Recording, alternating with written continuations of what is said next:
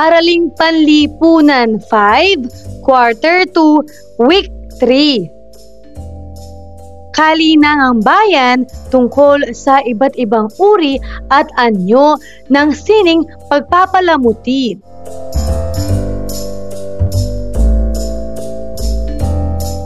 Revised K-12 curriculum with me, Teacher KMT.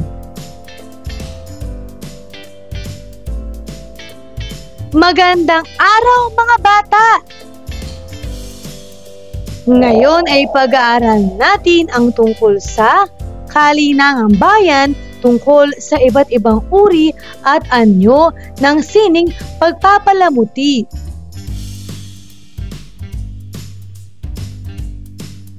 Mga kasanayan at layunin. Una, naibibigay ang kahulugan ng konsepto ng kalinangan at uri nito. Pangalawa, nasusuri ang mga paniniwala, relihiyon at tradisyon ng sinaunang bayang Pilipino. Pangatlo, naiisa-isa ang iba't ibang uri ng sinaunang sining, pagpapalamuti at arkitektura ng mga Pilipino. At pang-apat, napapahalagahan ang kanilang bayan bilang pagkakakilanlan ng bayan.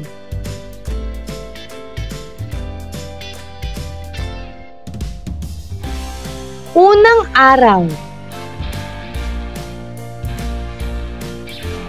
Balik-aral. Panuto, balikan ang mga aralin sa pamamagitan ng paglalarawan sa pagdiriwang ng mga kagawiang panlipunan tulad ng pag-aaral, panliligaw, kasal at ugnayang pamilya. Una, pag-aaral.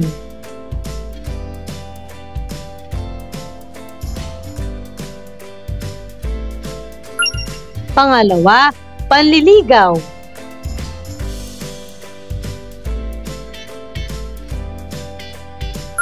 Pangatlo, kasal.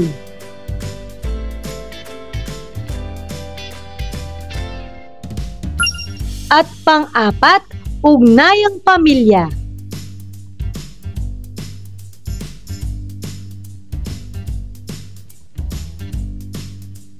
Paglinang sa kahalagahan sa pagkatuto sa aralin. Panuto, suriin ang larawan. Para sa unang tanong, ano ang masasabi mo sa larawan na ito?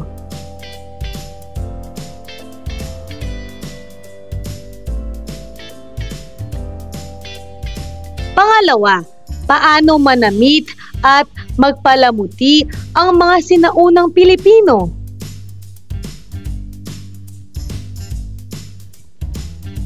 Pangatlo, paano mo mailalarawan ang sinaunang kulturang Pilipino sa anyo ng sining pagpapalamuti?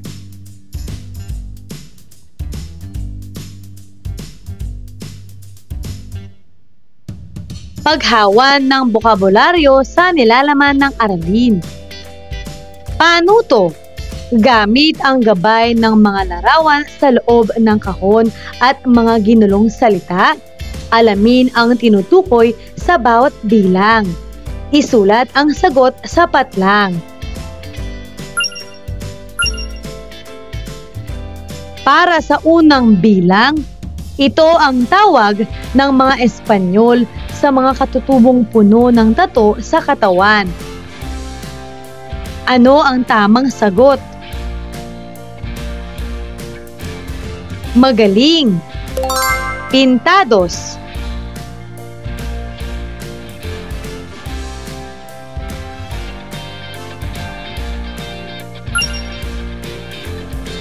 Pangalawa, ito ay isang uri ng gintong pulseras na isinusuot nila sa braso at binti. Ano ang tamang sagot? Tama! Ito ay ganbanes.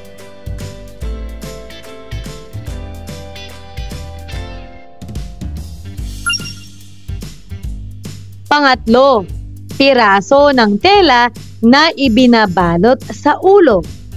Ano ang tamang sagot?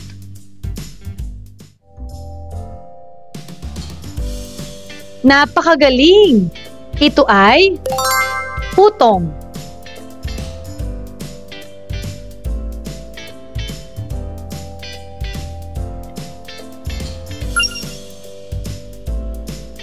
Pang-apat, isang tsaleko na walang puwelyo o manggas. Ano ang tamang sagot? Mahusay! Ito ay kanggan.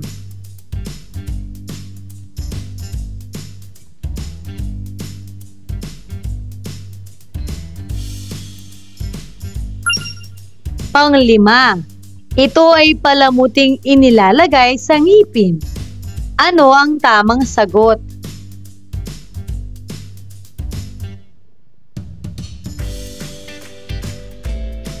Magaling! Ito ay pusad.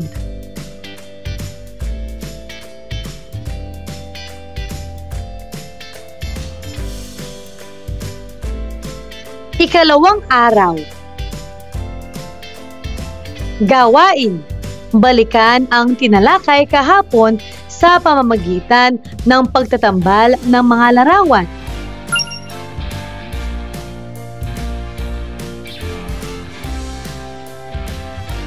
Narito ang mga sagot. Para sa unang larawan, ang tamang sagot ay gambanes. Para sa pangalawang larawan, ang tamang sagot ay kanggan. At para sa pangatlong larawan, ang tamang sagot ay pusad.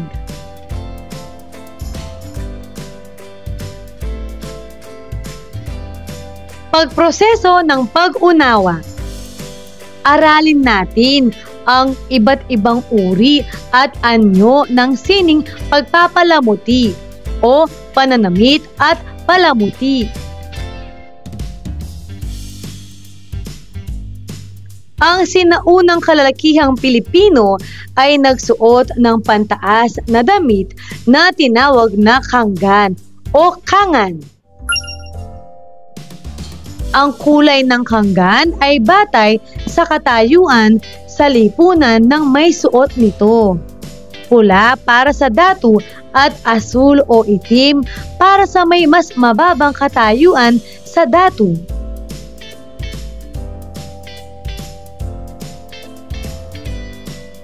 Bahag naman ang kanilang naging pang-ibabang kasuotan. Binalutan din nila ang kanilang ulo ng putong. Tulad sa kanggan, sinasalamin din ng putong ang katangian ng may suot nito.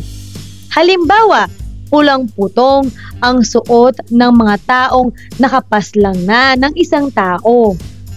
Ang mga nakapaslang naman na may 7 tao ay nagsusuot ng bordadong putong.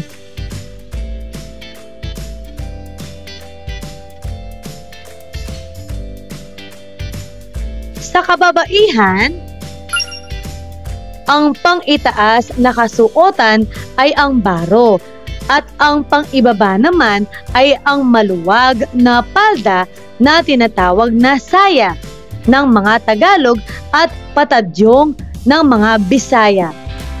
Karaniwan din silang nagsusuot ng pula o puting tapis sa baywang.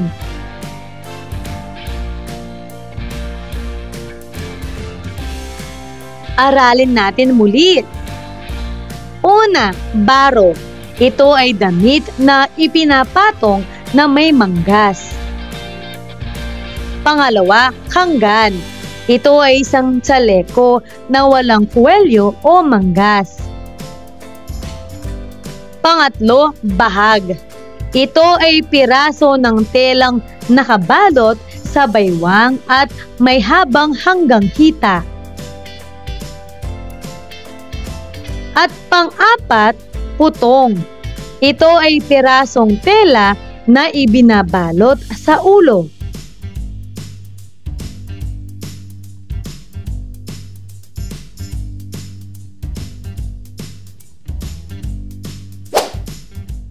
Kasuotan. Nasa larawan ang ilang mga kasuotan at alahas ng mga sinaunang Pilipino. Basahin mo ito.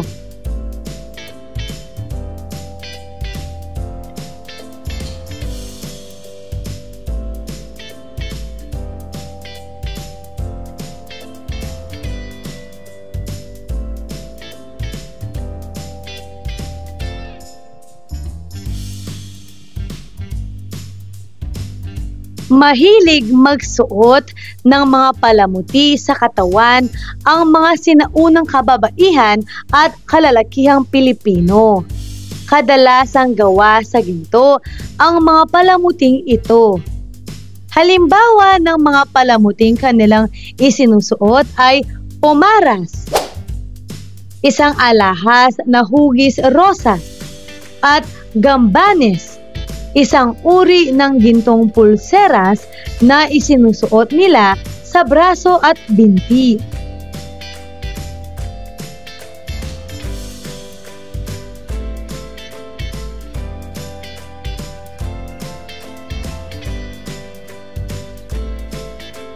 Nagsuot naman ang kababaihan at kalalakihang Bisaya ng hanggang 4 na pares ng gintong hikaw sa kanilang tainga. Gumagamit din sila ng ginto o pusad upang palamutian ang kanilang ngipin.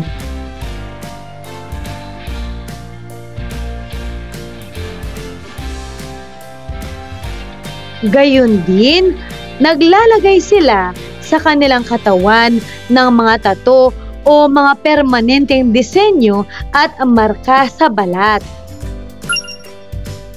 Sa pagdating ng mga Espanyol, tinawag nilang pintados ang mga katutubong puno ng tato ang katawan.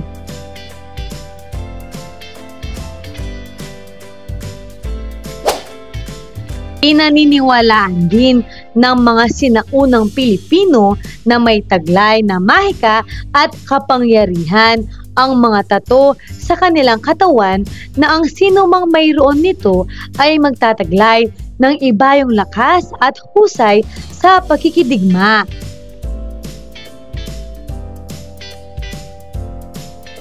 Naging tanda rin ang tato ng tapang at mga tagumpay ng mga mandirigma. Talamak ang ganitong tradisyon sa mga Bontoc, Igorot, Kalinga at Ifugao sa kabundukan ng Hilagang Luzon.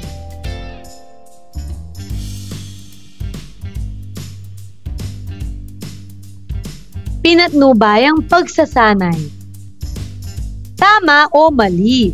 Isulat ang T sa patlang kung tama ang ipinapahayag sa pangungusap. Kung mali, palitan ang salitang nakasalungguhit upang gawing wasto ang pangungusap. Una, pintados ang tawag ng mga Espanyol sa mga katutubong puno ng tato ang katawan. Ito ba ay tama o mali? Magaling! Ito ay tama. Pangalawa, nagsuot ng pulang kanggan ang datu at iba pang kalalakihan kabilang sa mataas na antas sa lipunan. Ito ba ay tama o mali?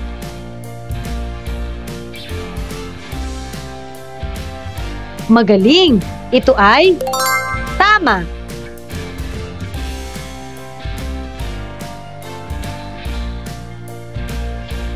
Pangatlo, ang kultura ay tumutukoy sa paraan ng pamumuhay ng tao. Ito ba ay tama o mali?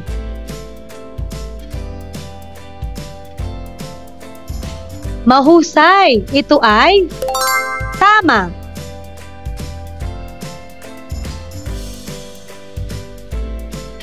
Pang-apat, ang mga palamuting isinuot ng mga sinaunang Pilipino ay karaniwang yari sa perlas. Ito ba ay tama o mali? Magaling! Ito ay mali. At ang tamang sagot ay ginto.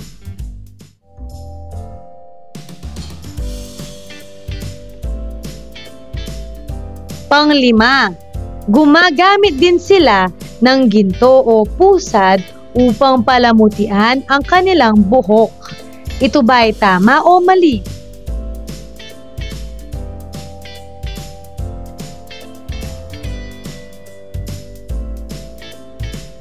Magaling! Ito ay mali. At ang tamang sagot ay ngipin.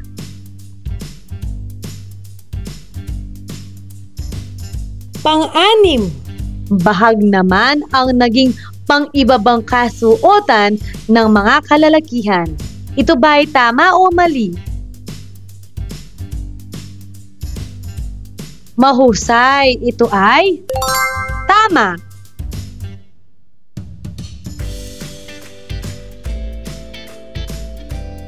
Pang-pito, ang mga kababaihan noon ay nagsusuot ng baro at skirt. Ito ba ay tama o mali? Napakahusay! Ito ay mali. At ang tamang sagot ay saya.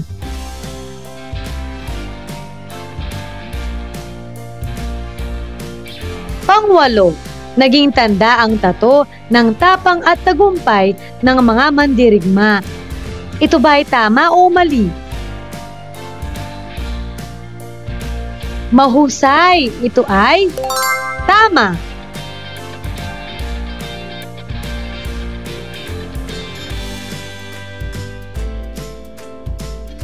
Pang-siyam, asul o itim na kanggan naman ang isinusuot ng may mas mababang katayuan sa datu.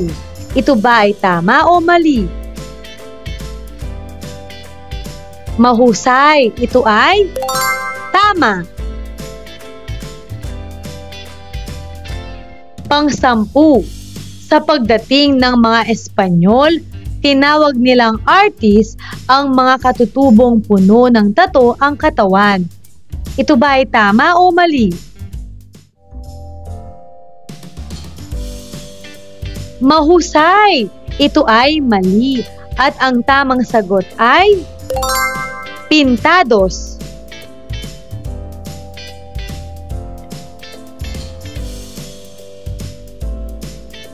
Pang-apat na gawain, fishbone organizer. Paano to? Kumpletuhin ang fishbone organizer sa pamamagitan ng pagbibigay ng mga sining pagpapalamuti ng ating mga ninuno na hinihingi sa katapat na linya nito.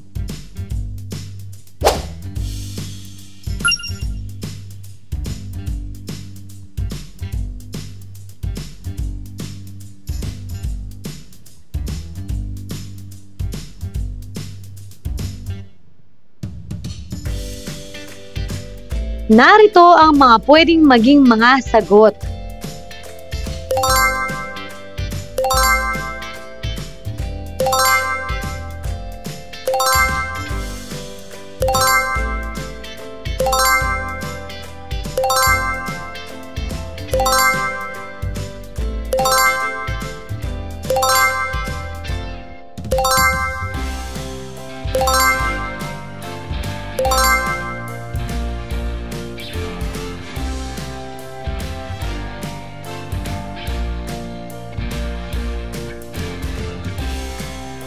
Paglalapat at pag-uugnay.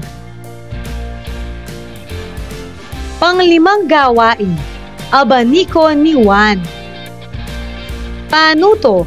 Gamit ang paabanikong pagsusuri ng pangyayari o PPP, isa-isahin ang iba't ibang uri ng sinaunang sining pagpapalamuti ng mga Pilipino noon. Sagutin natin ang mga sinaunang sining pagpapalamuti ng mga Pilipino noon.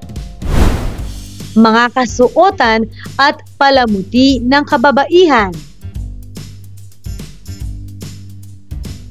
Magaling, baro, hikaw, saya, pusad, tapis, Gambanes. Para naman sa mga kasuotan at palamuti ng kalalakihan. Magaling. Kanggan. Tato. Bahag. Pusad. Putong. Hikaw.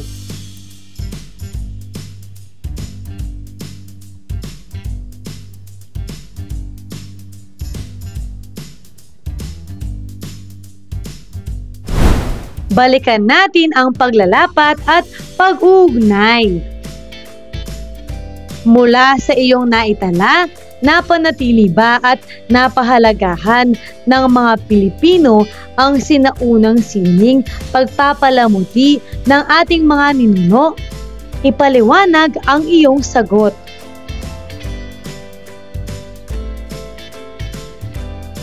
Mahusay!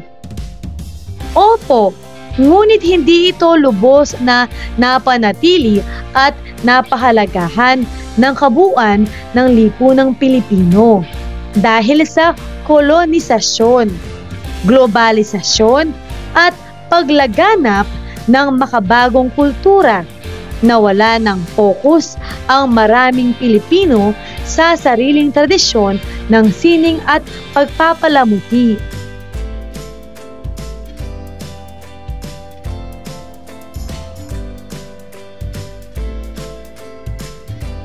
Ikatlong araw. Pabaong pagkatuto. Paano to? Muling balikan ang larawan ng ating mga ninuno. Isa-isahin ang mga panlalaki at pambabaeng palamuti at kasuotang ginamit sa larawan na iyong makikita sa ibaba. Maaari mo bang sagutin kung ano ang mga kasuotan at palamuti ng mga kababaihan noon?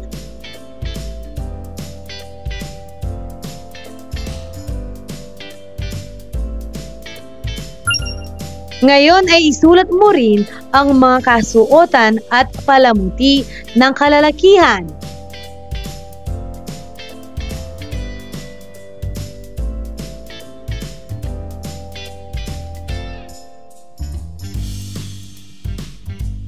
Pagninilay sa pagkatuto. Paano to? Punan ng check ang wastong hanay sa talahanayan at sagutin ang mga kasunod na tanong. Para sa unang bilang, basahin mo ito.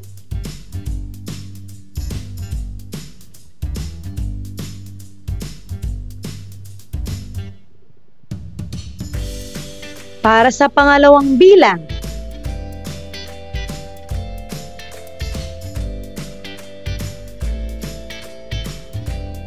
para sa pangatlong bilang,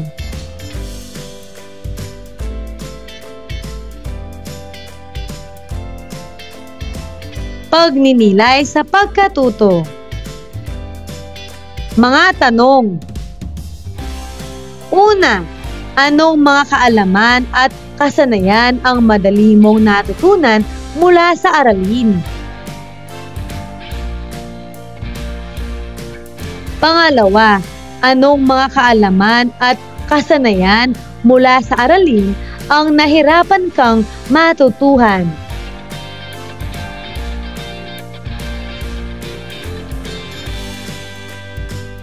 Pangatlo, kung pag-aaralang muli ang nilalaman ng aralin at gagawin ang mga pagsasanay, paano mo higit na mapagbubuti ang iyong pagkatuto? A. Sumangguni sa iyong naging sariling karanasan. B. Sumangguni sa iyong mga kamag-anak at tanungin ang kanilang naging karanasan. C. Sumangguni sa iyong guro at humingi ng mga mungkahi. Ano kaya ang iyong sagot?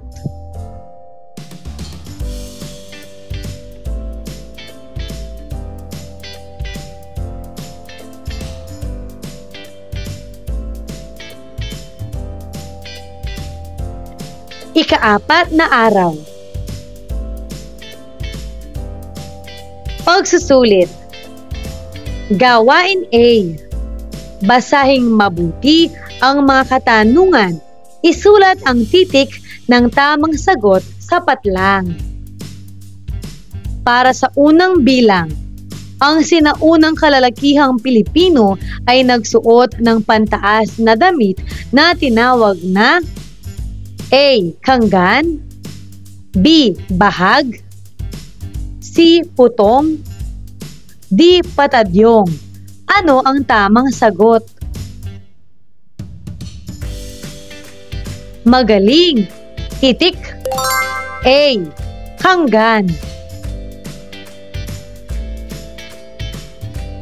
Pangalawa, ang kulay ng kanggan ay batay sa katayuan sa lipunan ng may suot nito. Anong kulay ang isinusuot ng datu? A. Itim o asul, B. Pula, C. Berde, D. Bughaw. Ano ang tamang sagot? Mahusay! Ito ay B. Pula.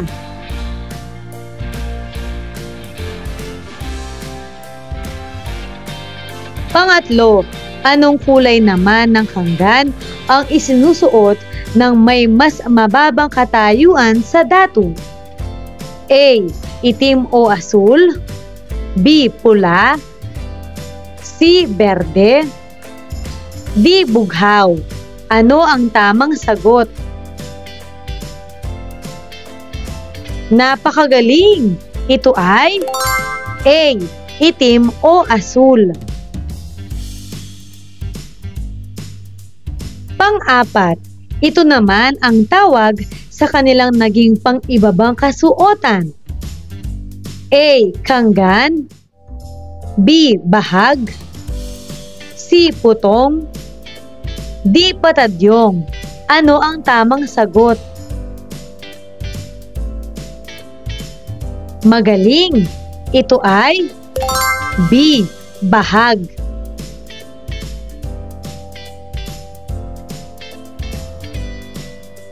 Pang-5, ito ang tawag sa pirasong tela na ibinabalot sa ulo ng mga kalalakihan.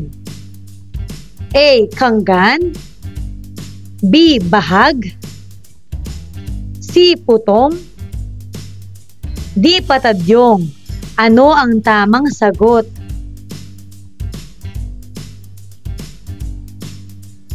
Tama! Ito ay C. Putong.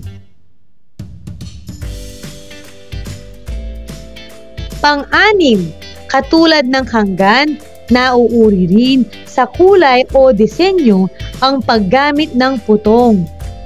Anong kulay ang ginagamit ng mga nakapaslang ng may 7 tao?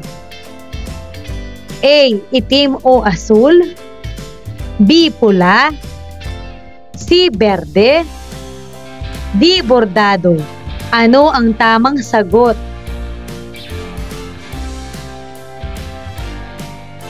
Napakagaling!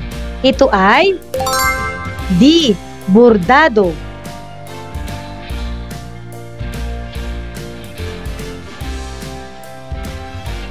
Pang-7, ito ang tawag sa damit ng kababaihan na ipinapatong na may manggas. A. Baro, B. Saya, C. Tapis, D. Gambanes. Ano ang tamang sagot?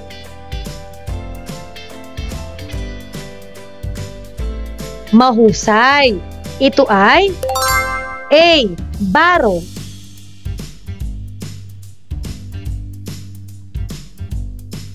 Pang-8, ito naman ang tawag sa telang karaniwang ibinabalot sa baywang ng kababaihan.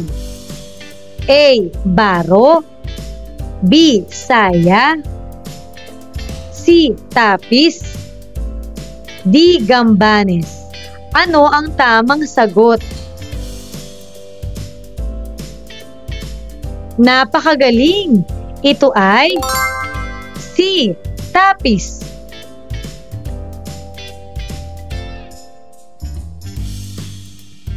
Pang-siyam, ito ay maluwag na palda na isinusuot ng kababaihan bilang pang-ibabang kasuotan. A. Baro. B. Saya. C. Tapis. D. Gambanes. Ano ang tamang sagot?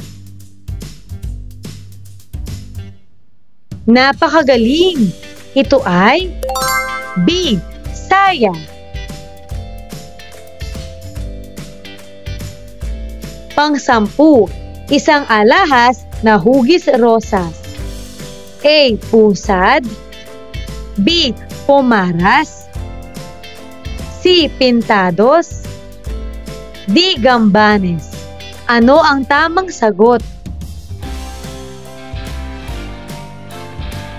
Mahusay! Ang tamang sagot ay B. Pomaras.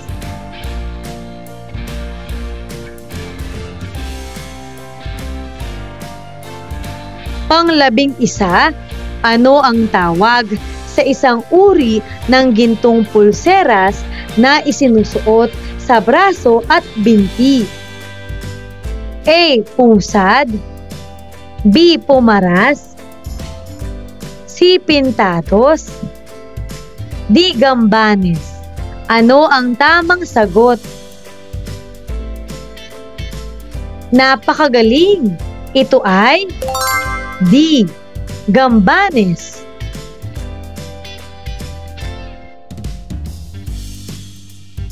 Pang-12, gumagamit din sila ng ginto upang palamutian ang kanilang ngipin.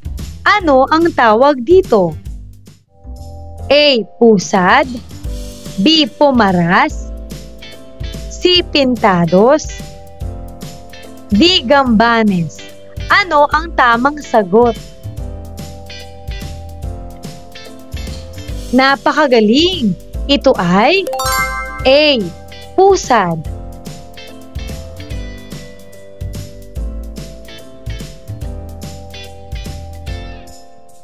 Pang-13, ano ang tawag sa permanenteng disenyo o marka na inilalagay sa katawan ng ating mga ninuno? A. Tato. B. Drawing. C. Pintura. D. Tela. Ano ang tamang sagot? Mahusay! Ito ay A. Tato. Pang-14, ang mga katutubong puno ng tato ang katawan ay tinawag ng mga Espanyol na A. Pusad. B. Pomaras. C. Pintados. D. Gambanes. Ano ang tamang sagot? Napakagaling! Ang tamang sagot ay C. Pintados.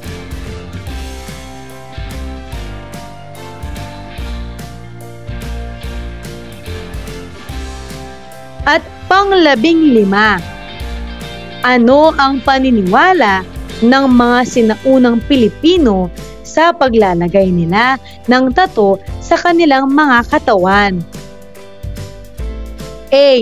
May taglay na mahika at kapangyarihan ang mga tato sa kanilang katawan na ang sinumang mayroon nito ay magtataglay ng ibayong lakas at husay sa pakikidigma. B. Hindi tatanda ang sinumang mayroon nito. C. Nagtataglay ito ng kapangyarihan na wala ang iilan. D. Nagiging ahas ang kanilang mga tato. Ano ang tamang sagot? Mahusay! Titik! A. May taglay na mahika at kapangyarihan ang mga tato sa kanilang katawan na ang sino mang mayroon nito ay magtataglay ng ibayong lakas at husay sa pakikidigma.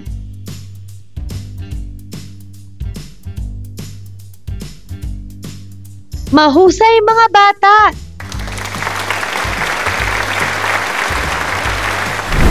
Ano ang mga natutuhan mo sa araw na ito? Ngayong araw na ito, natutuhan ko ang tungkol sa mga kahulugan ng konsepto ng kalinangan at uri nito. Ang mga paniniwala, relihiyon at tradisyon ng sinaunang bayang Pilipino. Ang iba't ibang uri ng sinaunang sining, pagpapalamuti at arkitektura ng mga Pilipino. At ang pagkakakilanlan ng bayan.